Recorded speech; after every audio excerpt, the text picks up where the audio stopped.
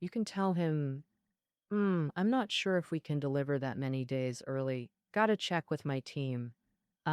What's in it for us if we manage to move up the delivery? That company's boss might be thinking, oh boy, this is tricky.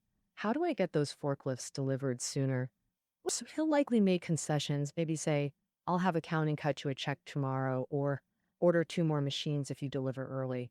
See, there's a negotiation tactic here. Need to consult my people. That's the higher authority strategy we mentioned earlier. By agreeing to expedite delivery, you make them feel they're winning the negotiation through your concession. When you ask for reciprocation, they'll comply readily, making your concession more valuable.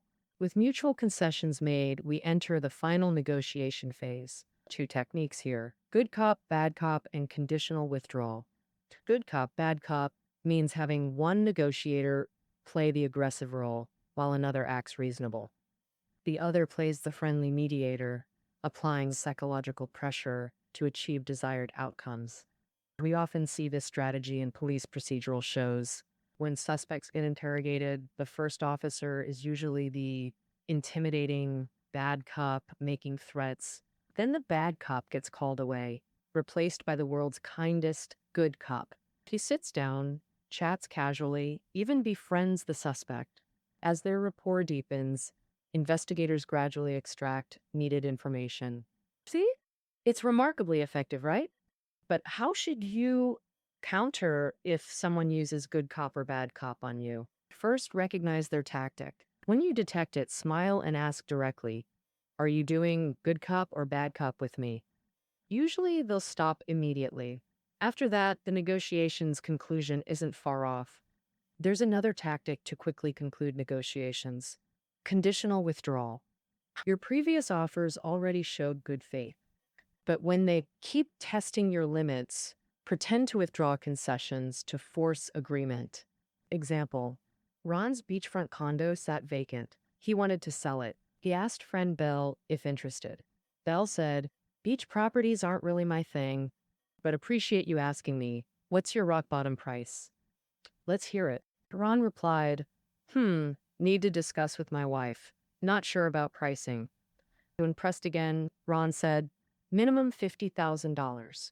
Way below Belle's expectations. Belle exclaimed, $50,000? Oh no, I could only do $45,000 at most. Knowing his price was already low, Ron recognized Belle's feigned surprise tactic. He decided to deploy a conditional withdrawal strategy. Need to reconfirm with my wife, he stated. Next day, Ron told Belle, wife thinks $50,000 is too low. The 500 square foot terrace with ocean view should be $55,000. Belle panicked. It was $50,000 yesterday. What's going on? Ron offered, how about this? If I convince her, we'll stick to $50,000. Acceptable? Belle immediately agreed, closing at $50,000. When Ron threatened to raise price, Belle forgot his earlier haggling. How to counter this tactic? Demand they resolve internal disagreements before real negotiations. Does closing negotiations mean mission accomplished? Well, not quite. There are 2 crucial principles after closing negotiations. First rule, always congratulate the other party. Second, never let them draft the contract. However poorly they negotiated, always offer congratulations. You were too skilled. I couldn't negotiate terms. Must learn from you. Experts want opponents feeling victorious. They start with ambitious terms, create concession illusions, and finish strong. They reinforce this perception with post-negotiation congratulations. After negotiations comes contract signing. Crucial reminder: provide written documentation immediately after verbal agreements. Delays increase forgetfulness, leading to signing hesitations and complications. Should you let them draft contracts? Absolutely not. It puts you at severe disadvantage. Example: contractor negotiating with developer agrees to terms but requests $5,000 increase. Simple solution: add 1 contractual clause. But if developer drafts it, they might write, both parties agree, final price $595,000, additional $5,000 transferred within 7 business days post-signature. If contractor drafts, final price $595,000, $5,000 payable by check upon signing. Same amount, different timelines, 7-day transfer versus immediate check. Such details won't cancel deals, but clearly benefit the drafter. Imagine the impact of single sentence variations. Now consider implications in multi-page agreements. All right, that concludes part 1, Principles and Techniques of Advantageous Negotiations. Next, we'll discuss 3 unethical negotiation tactics: bait and switch, deliberate errors, and time pressure strategies. Let's start with bait and switch.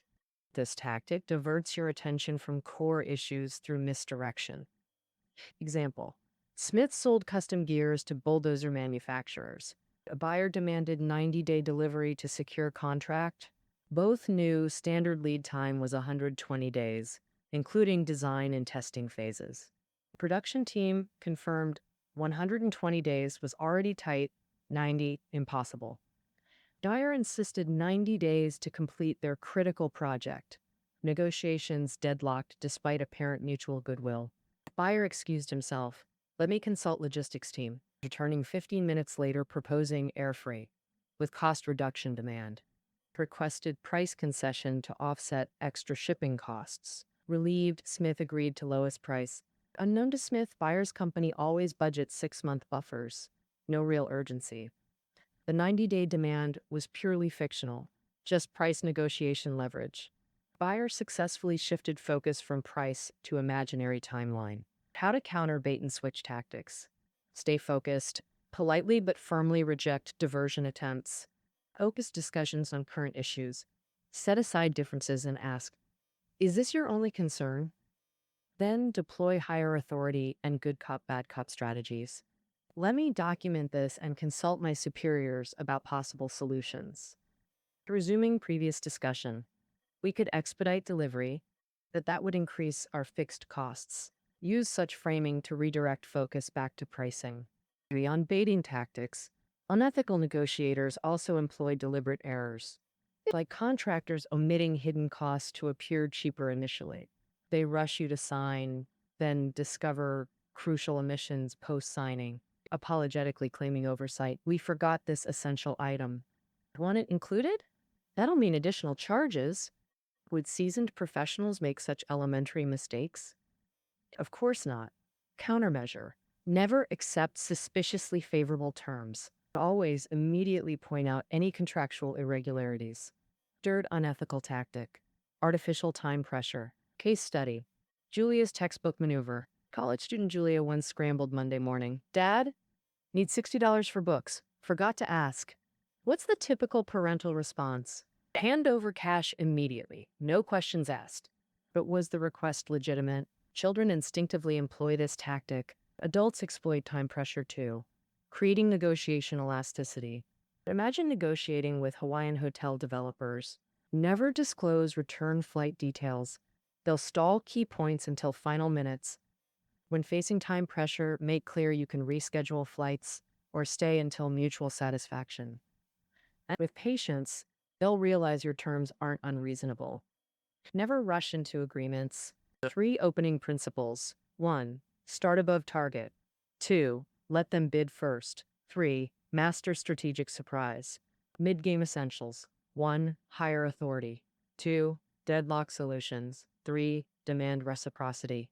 Advanced tactics: good cop, bad cop, and conditional withdrawal. Ethical vigilance required against dirty tactics. Counterbaiting with focused topic control. Against deliberate errors, reject suspicious discounts. Neutralize time pressure by maintaining schedule flexibility. True mastery requires mindset transformation. What mindset? One way to approach uncertainty is to embrace it. Enjoy strategic ambiguity. Negotiations aren't binary yes or no decisions. It's like Tai Chi push hands. Love the strategic dance. 2. Cultivate fierce determination. Boldness breeds results. 3. Avoid people-pleasing. Solutions over harmony. Embrace constructive conflict. Finally, believe in mutual pressure dynamics. Roger Dawson's 3 truths. First, negotiation is bidirectional. Both parties endure equal pressure. Salary negotiation example. Your fear versus employer's retention concerns. We often overlook counterparts' pressures. Remember, your boss fears losing you too. The pressure mirror works both ways. Recognize this psychological equilibrium. It's the negotiator's ultimate empowerment. Overcome fear and shift that underdog mentality. Your negotiation skills will skyrocket. Second, negotiations follow structured processes. Master the rulebook methods from this book to become expert. Third, rejection launches negotiations. Pros understand no is opening position, not final door slam. They never fear rejection. May these strategies empower your future negotiations with dominant advantage. That concludes our coverage of Start with No. Full notes below. See you tomorrow.